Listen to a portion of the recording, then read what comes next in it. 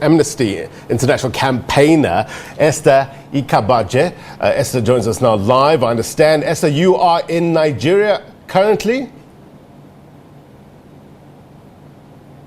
Esther, very good morning to you. Can you hear us? Yes, I can hear you clearly. All right, Esther, thank you very much indeed for joining us. You're currently in Nigeria, correct? Yes, All in right. Abuja. In Abuja. What are you witnessing there? What's the current situation? What are you hearing on the ground, especially in cities like Lagos? Just late yesterday evening, Amnesty International received credible but very disturbing evidence of excessive use of force, which has led to an unconfirmed number of deaths. Deaths of young protesters at the Lekki toll gate in Lagos, Nigeria. Of course, Lagos is the economic capital of Nigeria. Right. And it's so disturbing to know that brutal force has been used against peaceful protesters. And what we have constantly called for is to investigate the killing. Yeah? Yes. Can you hear me? I can carry on, Esther. Go ahead. Okay. Esther, you still with us? Yes. All right. So what Amnesty International is calling for is that the Nigerian authorities must investigate the killings and also reminding the authorities that under international law, security forces may only resort to the use of lethal force when it's strictly unavoidable to protect against imminent threat or death or serious injury. So it's really worrisome to see what's happening on the ground. Esther, you say you have a credible source or sources.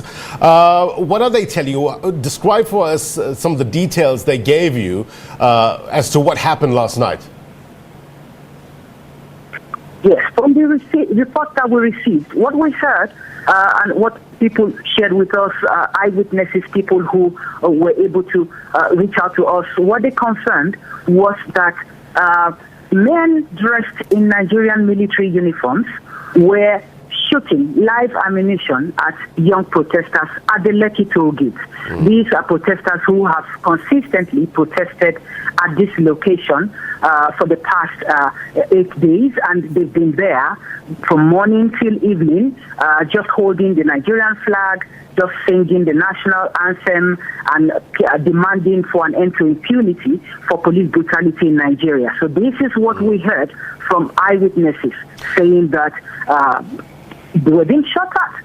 I mean, this is really worrisome, and that's why we are demanding for an investigation.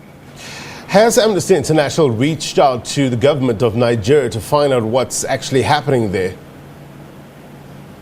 Yes, we're trying to reach out to the Nigerian authorities, but so far there's been a very loud silence on the part of the authorities in terms of response to what exactly is going on regarding the shooting last night. We're yet to hear from the authorities. Talk to us about this 24-hour curfew, and reportedly it's moving on to other cities as well. What are you hearing? What are you learning with regards to this? I think for us at Amnesty International, over the years we've documented human rights violations perpetrated by the Special Anti-Robbery Squad in Nigeria. It's shocking to see that a unit of the Nigerian police force that is tasked with fighting violent crimes, such as robbery and kidnapping, continues to commit torture, rape, extrajudicial executions, and extortion over the years with gross impunity. At the bottom line of all of this is the continuing impunity for these human rights violations. We've repeatedly reached out to the Nigerian authorities with documented several cases for over 5 years. The Nigerian authorities have promised reforms, but we have not seen any of these reforms in the true sense of the word. So beyond the paper, beyond panels of inquiries, beyond reports being submitted to the authorities, it has been impunity, growing impunity. And this is what the young people who took to the streets in Nigeria have been asking for. They have been demanding an end to this impunity. And that is why we join our voices to theirs, and we say this impunity must stop.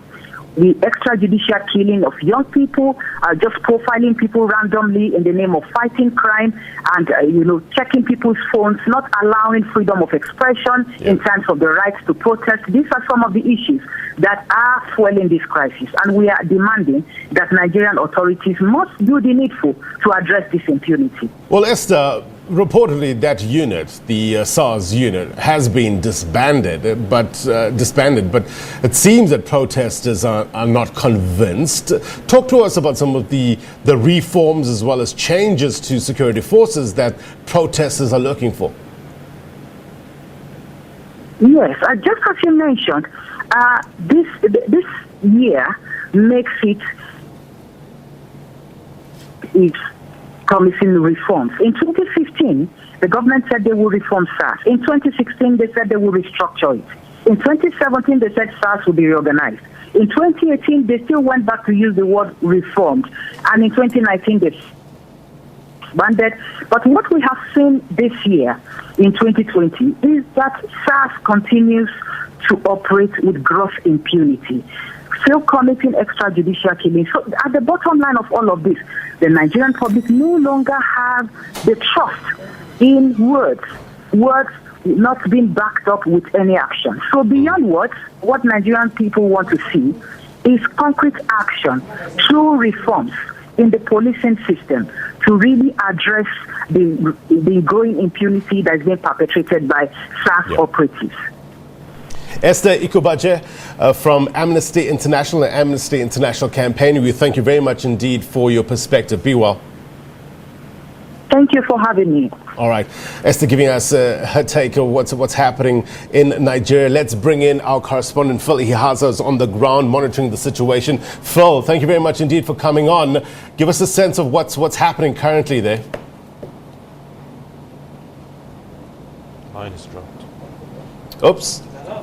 It seems that the line is dropped to Phil Ihaza. Let's try to... Phil, you can hear us? Oops. No, it doesn't seem. That's not a man's face who says who can hear me. So look, we'll bring in Phil. We'll redial him now.